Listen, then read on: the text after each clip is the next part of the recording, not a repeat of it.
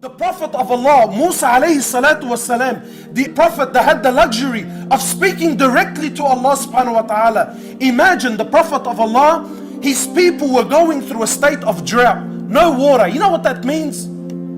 That means everyone was suffering. No water, no food, no crops, the plants were dying, nothing was growing, animals were dying, nothing to drink, nothing to eat. Human beings were dying and suffering. Amongst them is a prophet. So the people came to Musa and said, "Ya Musa, what's going on?" I'll cut the long story short. So Musa and his people, they go to the desert. Musa raises his hands and he says, "Oh Allah, you can see what's happening to my people. Ya Allah, we're begging, we're asking for rain."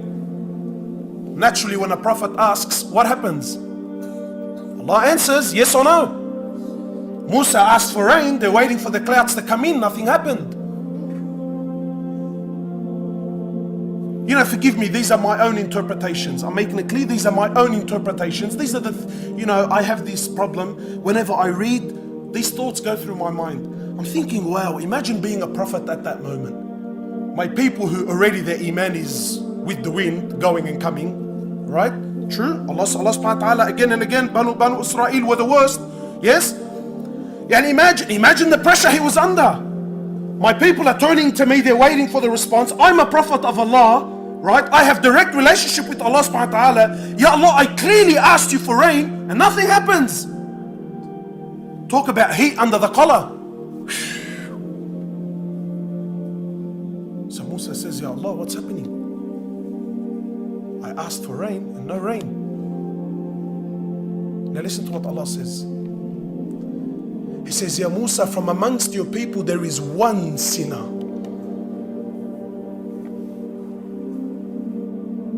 One." How many sinners are in our towns? How many of our Muslims don't pray? How many of our sisters are still unscarved? How many of our elders still cannot read Fatiha properly? Ya Musa, from amongst your people is one sinner, and because of him and him alone, I have deprived the rain from falling.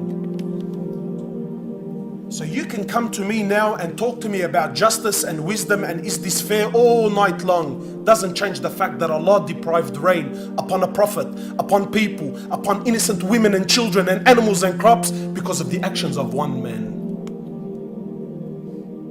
One man!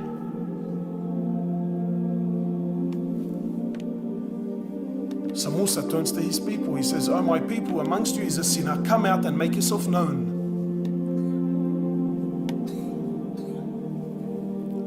You know, I always think about this story and I think, imagine being that man at that time.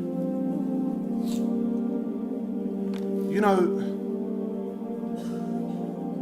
wallahi, with all respect to everyone, I already know without anyone, every person in this room is a sinner, including myself.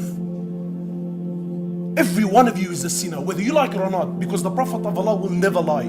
قُلِّ بَنِي آدَمْ خَطَّى. Every single human being is a sinner. But we have the luxury of hiding our sins. Sometimes we have the luxury of knowing, look, alhamdulillah, at least no one knows about it. It's in private, it's only between me, no one knows. Imagine this man has now been addressed by a prophet, and now he comes to realize that because of my sin, because of my shortcoming that I thought no one knows about except me and Allah, now this man comes to realize that because of my shortcomings, all my people have been suffering because of my sin. Imagine that feeling. Honestly, how many of you feel like because of your sins the ummah is suffering? How many of us? So Musa says, make yourself known, come forward. Imagine the embarrassment. So this man now realizes that, hey, I'm the guilty one. Unfortunately, something most of us are not prepared to do. So the man repents, he makes tawbah to Allah, but doesn't make himself known to Musa alayhi salatu wasalam. So Musa waits for the man to come forward, no one comes forward. Musa goes back, asks Allah, and to to his amazement, the rain comes and starts falling down. So yes, of course, Musa's happy the rain is there, but now he's baffled. It's ajib. He says, Ya Allah, please, some clarification. I asked for rain to begin with, you said there's a sinner. I asked for the sinner to come forward, no one came forward. I asked for rain the second time and now the rain comes down. What's going on? Now listen to what Allah subhanahu wa ta'ala says to him. He says, Ya Musa, I deprived the rain from coming because of him and him alone. But that person, he turned back to me and he asked for my forgiveness. I accepted his tawbah, and now because of him and him alone, I've allowed the rain to fall down.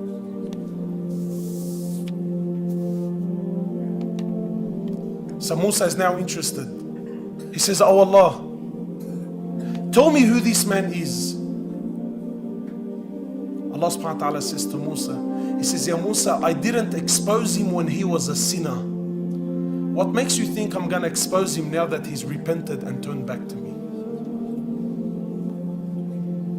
You know what's the amazing part of this story? It's not the fact that Allah allowed the rain to come.